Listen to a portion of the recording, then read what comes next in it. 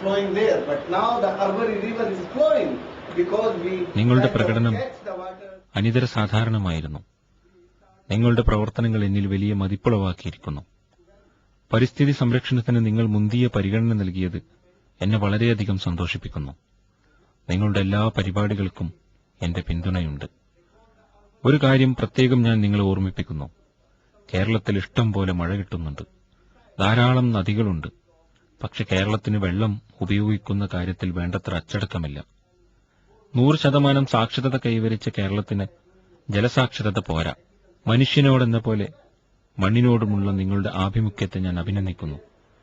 ജൈവകൃഷി വീണ്ടെടുക്കാനുള്ള നിങ്ങളുടെ ഉദ്യമങ്ങൾ ഞാൻ പ്രകീർത്തിക്കുന്നു. നിങ്ങൾ രാജസ്ഥാനിലേക്ക് വരണം. അവിടെ മരുഭൂമിയിൽ നടന്ന മഴക്കൊയ്ത്ത് വിപ്ലവം നേരിൽ കാണണം. അത് കേരളത്തിലെ നിങ്ങളുടെ പ്രവർത്തനത്തിന് പ്രചോദനമാകും.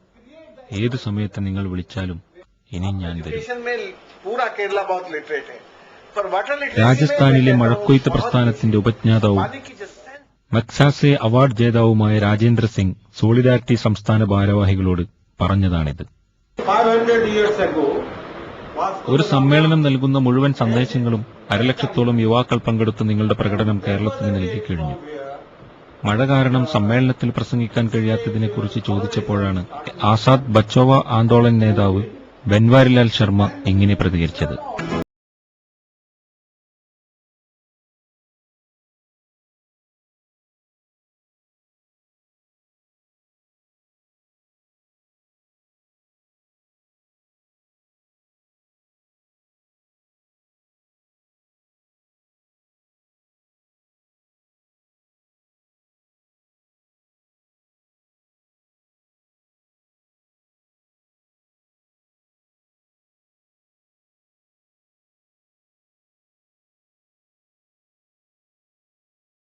ഞാൻ ഇവിടെ കുറെ പ്രകടനങ്ങളൊക്കെ കണ്ടിട്ടുണ്ട്.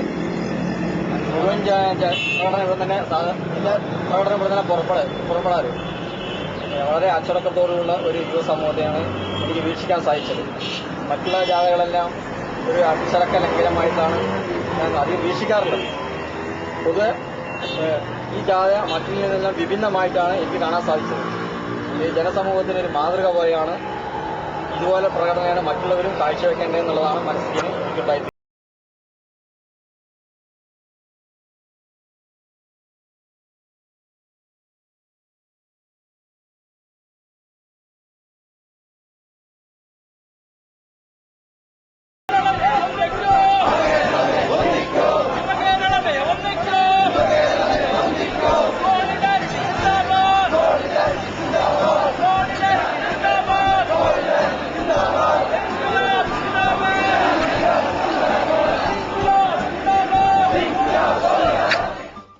ആർക്കും ഉപദ്രവമില്ലാണ്ട് ഇത്രയും മഴയത്ത് വളരെ ക്വയറ്റായിട്ട് ആരിനെ ഉപദ്രവിക്കാണ്ട് യൂണിറ്റി, നല്ലൊരു യൂണിറ്റി എനിക്ക് കാണാൻ പറ്റും.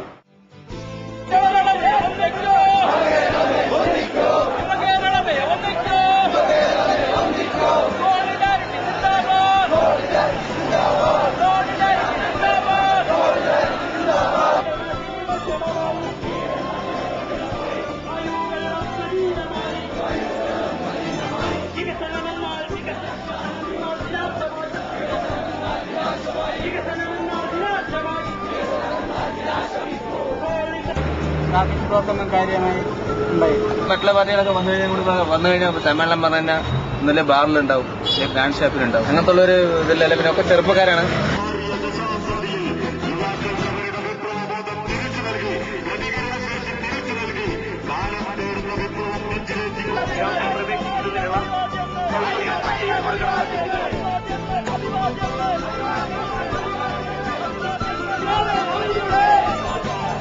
ഒരുപാട് നല്ല കാര്യങ്ങൾ ചെയ്തിട്ടുണ്ട്. ഇപ്പോൾ കൊക്കക്കോളിന്റെ അവിടെ പരിപാടി പ്രശ്നങ്ങളൊക്കെ എല്ലാവരും അറിയും, ജനങ്ങൾ മൊത്തം അറിയും.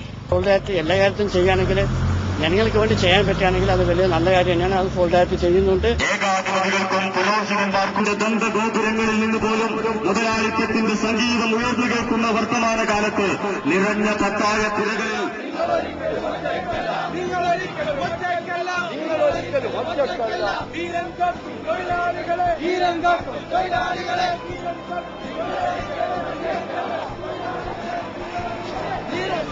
തൊഴിലാളികളെ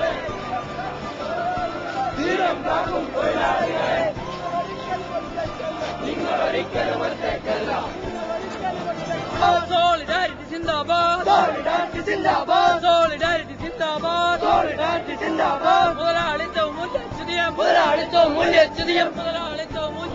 മുതലാളിത്തവും മൂല്യച്യുതിയും ആടിപ്പാടി മുടിക്കുമ്പോൾ ഒരു പ്രകടനം പോയിന്റ് കിടക്കാൻ ഒരു 10-40 പേര് ഉണ്ടാകുമെന്ന് പ്രതീക്ഷിക്കുന്നു.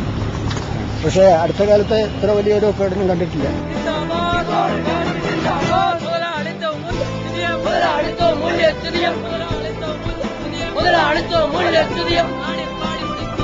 ആടിപ്പാടി മുടിക്കുമ്പോൾ ആദർശത്തിൻ പൂക്കൾ വിരിയും.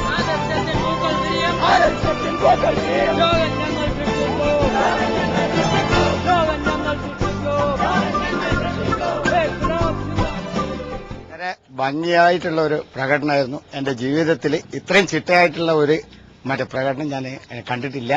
ഇത് വളരെ നന്നായിട്ടുണ്ടായിരുന്നു. പ്രായമുള്ള ആൾക്കാർ വളരെ കുറവും ചെറുപ്പക്കാർ യുവാക്കന്മാരാണ് ഏറ്റവും കൂടുതൽ ആ പ്രകടനത്തിൽ പങ്കെടുത്തിട്ടുണ്ടായിരുന്നത്.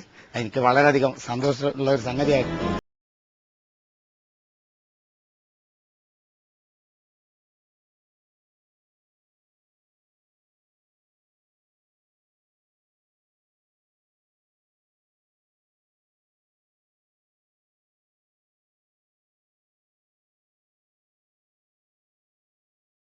ഒരു ജാഥ പോണേ ഇവിടുന്ന് അങ്ങോട്ട് കിടക്കണമെന്നുണ്ടെങ്കിൽ ജാഥ പോയതിന് ശേഷം പറ്റൂ. മനസ്സിലായി? ഇവിടെ അതെല്ലാം അവരെ മാറ്റി നിർത്തി അവർക്ക് പോകേണ്ടവർക്ക് പബ്ലിക്കിന് യാതൊരു ബുദ്ധിമുട്ടും ഉണ്ടാക്കിയില്ല.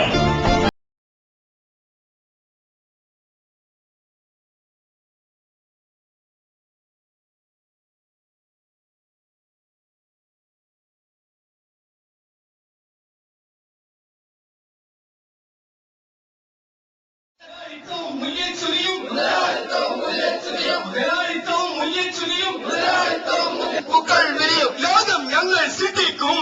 ലോകം ഞങ്ങൾ സൃഷ്ടിക്കും. ലോകം ഞങ്ങൾ സൃഷ്ടിക്കും.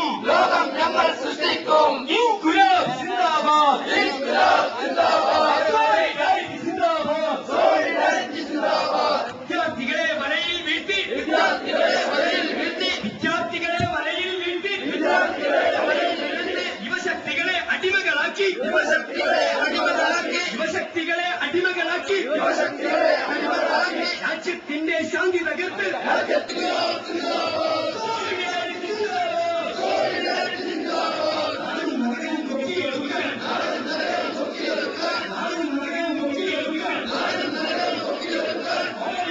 എല്ലാവർക്കും ആഹാരം. എല്ലാവർക്കും ആരോഗ്യം.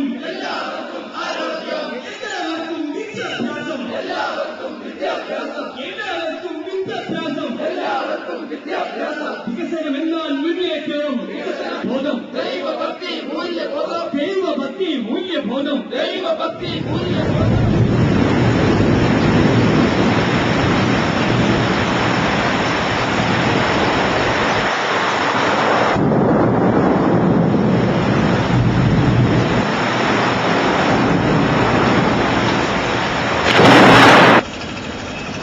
ഇനിയുമുള്ള പോരാട്ടങ്ങൾക്ക് വേണ്ടി നമ്മൾ നീട്ടിവെക്കുകയാണ്. നമ്മൾ സമ്മേളനം ഒരുപാട് നടത്തി. നമ്മുടെ എല്ലാ സമര സമ്മേളനങ്ങളുടെയും സെമിനാറുകളുടെയും 6 മാസമായി നടത്തിവരുന്ന പരിപാടികളുടെ ഒരു സമാപന സമ്മേളനമാണ് നമ്മൾ പാലക്കാട് നിശ്ചയിച്ചിരുന്നത്. അതിലെ തന്നെ ഏറ്റവും പ്രധാനപ്പെട്ടത് നമ്മുടെ പ്രകടനമായിരുന്നു. സർവശക്തനായ അള്ളാഹുവിന്റെ അപാരമായ അനുഗ്രഹത്താൽ 3 മണിക്ക് കൃത്യം 3 മണിക്ക് നമ്മൾ ആരംഭിക്കുമെന്ന് അറിയിച്ചിരുന്ന കൃത്യം 3 മണിക്ക് പാലക്കാട് വിട്ടു. അവസാനത്തെ നിര കോളേജ് വിട്ടത് 5:25-നാണ്. 2.5 മണിക്കൂർ നേരം നമ്മൾ പാലക്കാട് നഗരത്തിൽ പ്രകടനം നടത്തി. ആ പ്രകടനത്തിൽ ഈ സമാപന സമ്മേളനത്തിൽ പറയേണ്ട എല്ലാ കാര്യങ്ങളും നമ്മൾ ഉച്ചത്തിൽ വിളിച്ചു പറഞ്ഞിട്ടുണ്ട്. അതിനുശേഷം ഈ മൈതാനിയിൽ വന്ന ശേഷം അള്ളാഹുവിന്റെ അനുഗ്രഹം കോരിച്ചെറിയുന്ന സമയത്ത് നമ്മൾ ആവേശപൂർവ്വം വിളിച്ചു പറഞ്ഞതും അത് തന്നെയായിരുന്നു.